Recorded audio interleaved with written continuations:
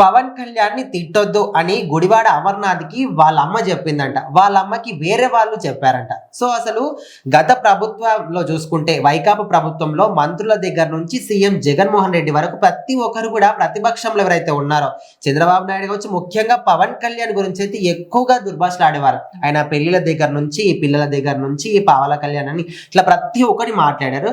So, అసలు వీళ్ళ అమ్మ ఎందుకు చెప్పింది ఈయనకు? అంటే వైఎస్ఆర్సీపీ పార్టీకి సంబంధించి ఆయన ఐటీ మినిస్టర్ ఉండి గుడ్డు పెట్టలేదండి, పొదగలేదండి అని చెప్పి 5 సంవత్సరాలు ఖాళీగానే ఉన్నారు. పెద్దగా ఏం చేసింది లేదు అక్కడ ఆంధ్రాకి. సో ఆయనకి సంబంధించి ఆయన చేసిన ఏకైక పని పవన్ కళ్యాణ్ ని, అదేవిధంగా చంద్రబాబు నాయుడిని తిట్టడం. ఇంకా ఒక్కడే కాదులే, అందరు పార్టీలో ఉన్న వాళ్ళందరికీ అదొకటే పని. వాళ్ళ పనులు చేయకుండా ఈ ఒక్క పని మాత్రం, ఇంకా మెయిన్ ఇచ్చిన బాధ్యతలు నిర్వర్తించకుండా మిగతా పనులన్నీ చేసుకుంటూ ఉంటే వైఎస్ఆర్సీపీ పార్టీ పని చాలా మంది. ఈయనైతే ఇంకా ఆయన 3 పెళ్లిళ్ళు చేసుకున్నాడు, ఆయన ఇష్టం అయ్యాను 10 పెళ్లిళ్ళు చేసుకుంటాడు, నీకు ప్రాబ్లం అయితే ప్యాకేజ్ స్టార్ అన్నారు, లేకపోతే దత్తత పుత్రుడు అన్నారు, ఇలా చాలా అన్నా కూడా ఆయన పట్టించుకోలేదు. కానీ వాళ్ళ హయాంలోకి వచ్చిన తర్వాత కూడా అదే బిహేవియర్ మెయింటైన్ చేయడంతో వాళ్ళ అమ్మగారికి కొంతమంది ఫోన్ చేసి కూడా చెప్పడం జరుగుతుంది. ఒక నేతనే ఫోన్ చేసినట్టు అఫీషియల్ గా ఆయన పేరు కూడా బయట చెప్పారు, కానీ కొంతమంది ఏంటి అది నిజం కావచ్చు కాకపోవచ్చు అని అంటున్నారు.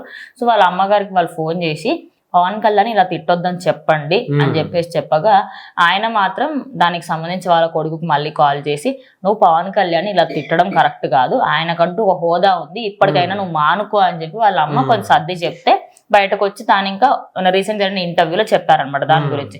ఇప్పుడు ఆ ఇంటర్వ్యూ వైరల్ అయిపోయి, ఓహో నీకు ఇంకా నీ తల్లి చెప్పే స్టేజ్ వరకు నువ్వు దిగజారిపోయినావు, అంటే నీకు సరి కరెక్ట్ ఏంది రాంగ్ ఏందో కూడా నీకు తెలియట్లేదు. వాళ్ళ అమ్మ ఒక్కరే కాదు, ఆయన స్నేహితులు గానీ రిలేషన్స్ చాలా మంది చెప్పారు పవన్ కళ్యాణ్ ఇట్లా తిట్టుదని. ఆయన పట్టించుకోలేదంట. అంటే ఎట్లా అంటే ఆయనకి ఒక విషయం చెప్పాడు, మేము పవన్ కళ్యాణ్ తిట్టాలని కూడా అట్లా మాట్లాడము, ఎందుకంటే ఆయన రెచ్చగొట్టాలని ఒక ముఖ్య ఉద్దేశంతో మాట్లాడాం, కానీ ఆ రెచ్చగొట్టమే ఇప్పుడు మాకు ఈ విధంగా గొడ్డల పోటుగా మారి మా పార్టీ మొత్తాన్ని నశింపజేసిందని అనుకోలేదనే విధంగా కూడా చెప్పాడు. ఎందుకంటే వాళ్ళు అసలు ఎక్స్పెక్ట్ చేయలే ఇంత మెజారిటీతో ఆయన గెలుస్తారని కానీ, లేకపోతే ఆయనకు అంత హయం అంటే అంత పవర్ ఉంది ఆ వ్యక్తి దగ్గర వాళ్ళకి అర్థం కాలేదు. ఏదో వస్తాడులే, ఓ ఎమ్మెల్యేకి ఎదుగుతాడు పోతాడు అన్నట్టుగా అనుకున్నారు. అండ్ ఇంకోటి అంటే ఆయన డిప్యూటీ సీఎం అయిన తర్వాత కూడా అక్కడ ఉన్న వాళ్ళు అదే బిహేవియర్ మెయింటైన్ చేయడంతో, ఇప్పుడు మాజీ మంత్రులను తిట్టడం, మాజీ సీఎంలను తిట్టడం తప్పు కాదు, కానీ హయంలో ఉన్న వాళ్ళని తిట్టడం అనేది ఒక విధంగా తప్పు పని. ఇప్పుడున్న ప్రభుత్వం కూడా చర్యలు తీసుకుంటుంది అట్లా.